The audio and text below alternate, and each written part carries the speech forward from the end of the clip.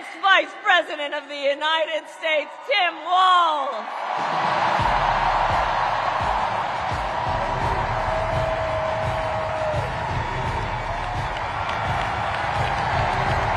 Wow.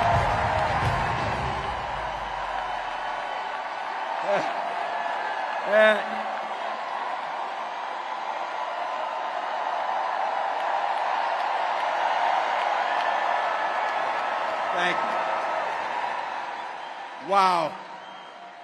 Thank you, Philadelphia.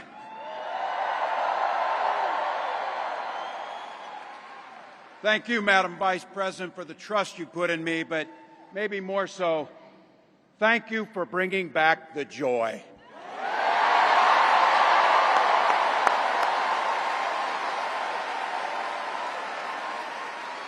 I'm thrilled to be on this journey with you and Doug, this incredible journey. And Pennsylvania, I know you know this, but my God, what a treasure you have in Josh Shapiro.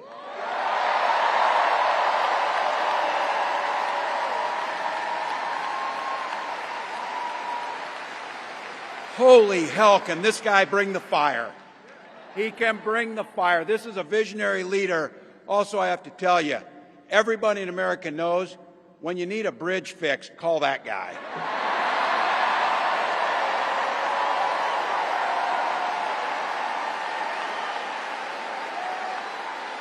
And I think sometimes we forget, and you see people a little one-dimensional, but seeing a guy who cares so deeply about his family, a man with compassion, vision, and I'll have to tell you this, I know this from experience, there is no one you would rather go to a Springsteen concert in Jersey with than him.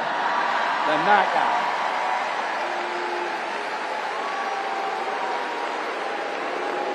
guy. Bruce! And I can't wait for all of you and America to get to know my incredible wife, Gwen, a 29-year public school educator.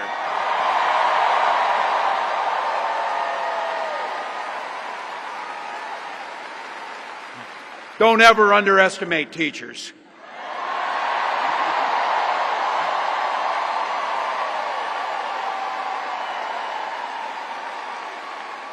And our two beautiful kids, Hope and Gus. I couldn't be prouder to be on this ticket and to help Vice President Harris become what we all know is very, very good for us to think about. Next President of the United States of America.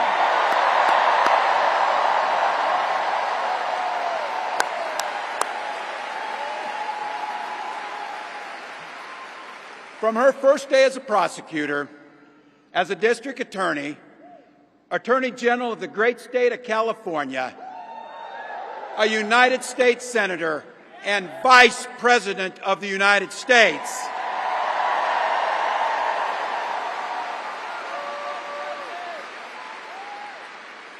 Vice President Harris has fought on the side of the American people. She took on the predators, she took on the fraudsters, she took down the transnational gangs, she stood up against powerful corporate interests, and she never hesitated to reach across the aisle if it meant improving people's lives.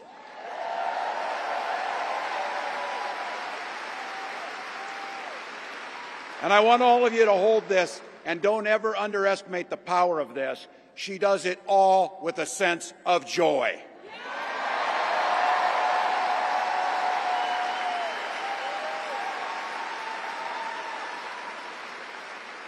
I know a little something about that commitment to people. I was born in West Point, Nebraska. I lived in Butte, a small town of 400, where community was a way of life. Growing up, I spent the summers working on the family farm. My mom and dad taught us, show generosity towards your neighbors and work for a common good.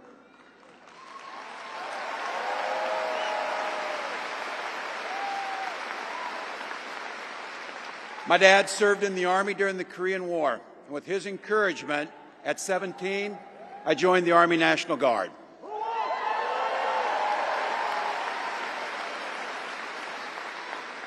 For 24 years, I proudly wore the uniform of this nation.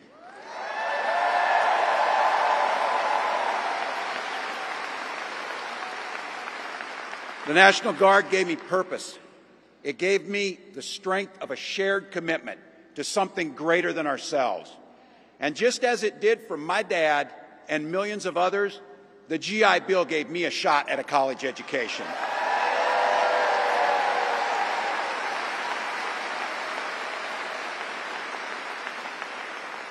My dad was a teacher. My brothers and sisters and I followed in their footsteps. 3 out of 4 of us married teachers. It's what we do.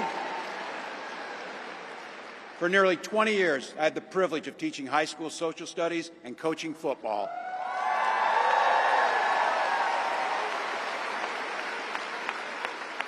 Including winning that state championship. So thank you. Don't ever close the yearbook. Don't ever. But it was my students. They encouraged me to run for office. They saw in me what I was hoping to instill in them, a commitment of common good, a belief that one person can make a difference. So in 2006, I took a leap and I ran for Congress.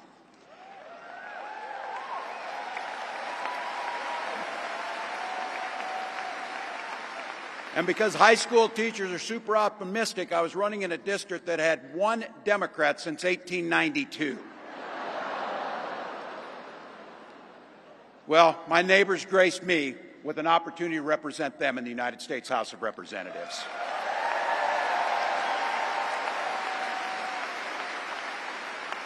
I'm proud of the work we did there together. I worked across the aisle on veterans issues, on agriculture, and on ways to grow rural economies. I learned the art of compromise without compromising my values.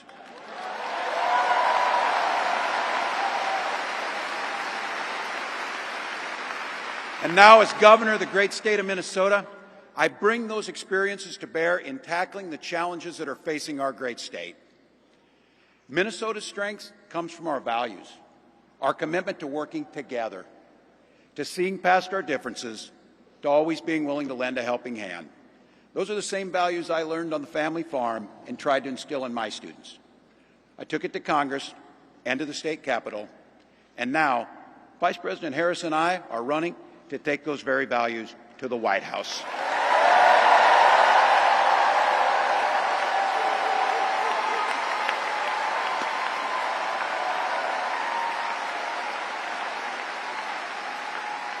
Now, Donald Trump sees the world a little differently than us. First of all, he doesn't know the first thing about service.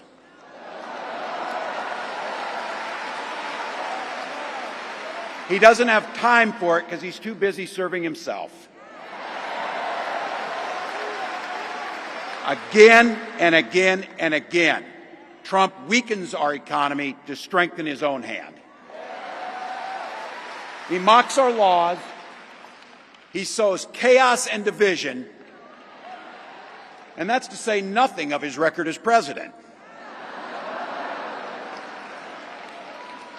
He froze in the face of the COVID crisis. He drove our economy into the ground.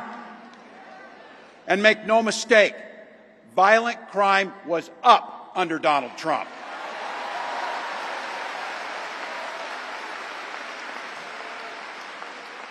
That's not even counting the crimes he committed.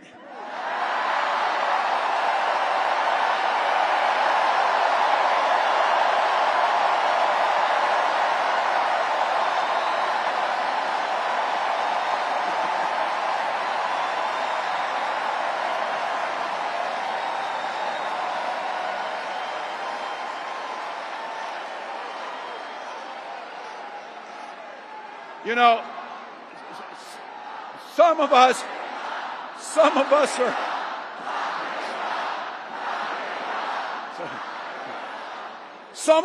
some of us in here are old enough to remember. I see you down there. I see those old white guys. Some of us are old enough to remember when it was Republicans who were talking about freedom. It turns out now what they meant was the government should be free to invade your doctor's office. In Minnesota, we respect our neighbors and their personal choices that they make. Even if we wouldn't make the same choice for ourselves, there's a golden rule. Mind your own damn business.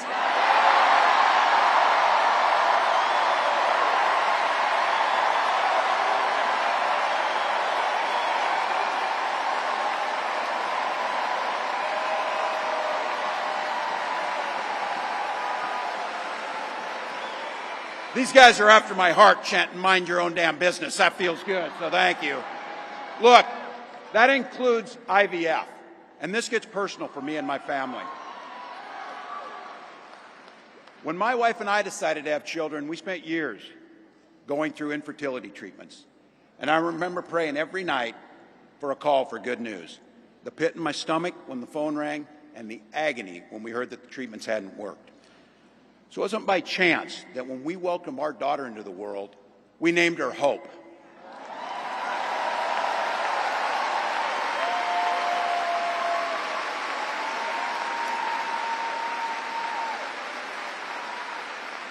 When Vice President and I talk about freedom, we mean the freedom to make your own health care decisions.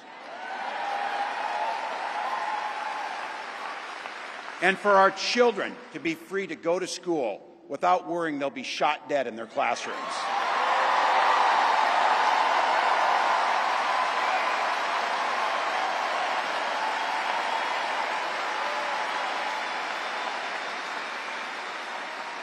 By the way, as you heard, I was one of the best shots in Congress, but in Minnesota, we believe in the Second Amendment, but we also believe in common sense gun violence laws.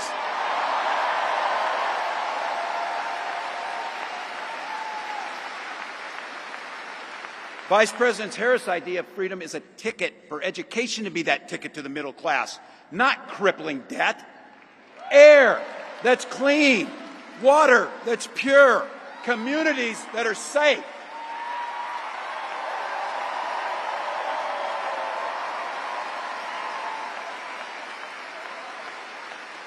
A place where we settle our political differences not through violence, but with our votes.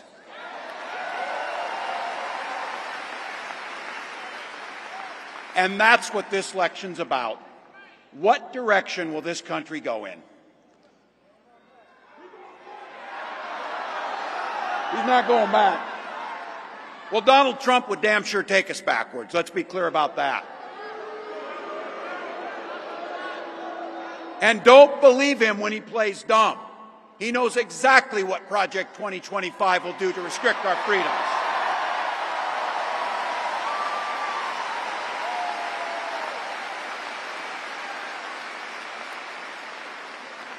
To rig the economy to help the super rich. If Trump gets a chance to return, he's going to pick up exactly where he left off 4 years ago. Only this time, it will be much, much worse. Raising costs on middle-class family. He will repeal the Affordable Care Act, no doubt about it. He'll gut Social Security and Medicare. And when somebody tells you they believe him. He said he'd ban abortion across this country, and he'll do it, whether or not Congress is there or not. Donald Trump's not fighting for you or your family. He never sat at that kitchen table like the one I grew up at, wondering how we were going to pay the bills. He sat at his country club up in Mar-a-Lago, wondering how he can cut taxes for his rich friends. And I got to tell you, his running mate shares his dangerous and backward agenda for this country.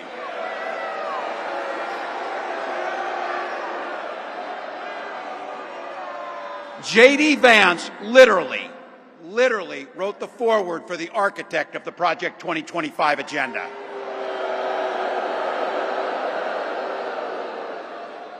Like all regular people I grew up with in the heartland, J.D. studied at Yale, had his career funded by Silicon Valley billionaires, and then wrote a bestseller trashing that community. Come on! That's not what middle America is. And I got to tell you, I can't wait to debate the guy.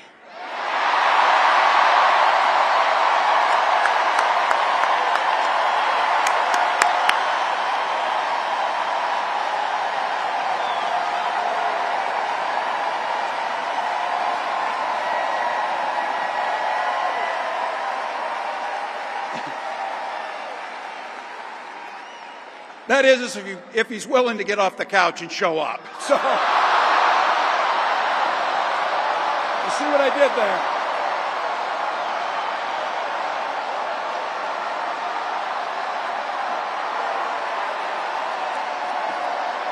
Look.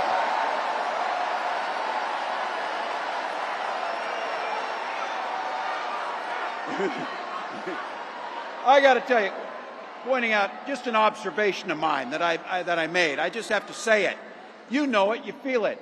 These guys are creepy, and yes, just weird as hell. That's what you see. That's what you see.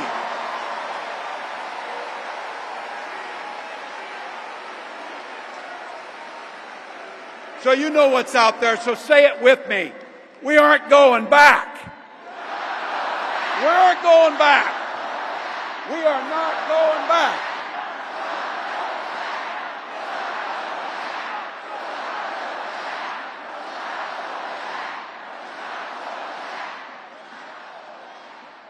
So we got 91 days. My God, that's easy. We'll sleep when we're dead.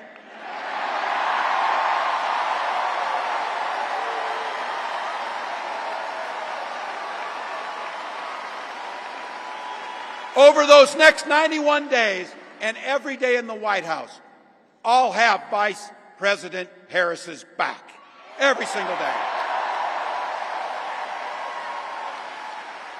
And we'll have yours.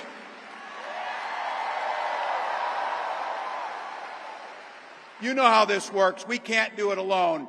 We need you, each and every one of you.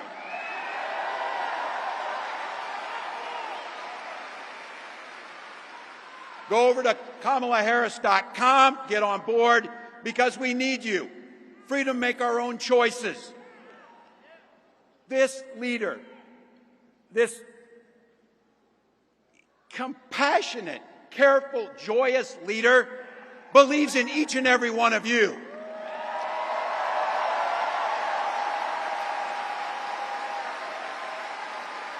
My God, you came here tonight to sit at the very top because you love this country and you're not going back.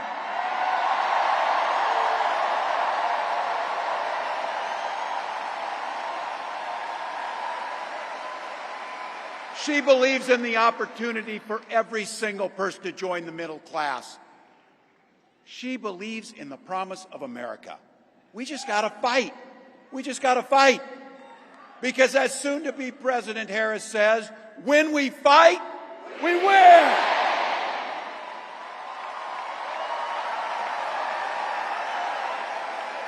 Thank you, Philadelphia. Thank you, Vice President. God bless America.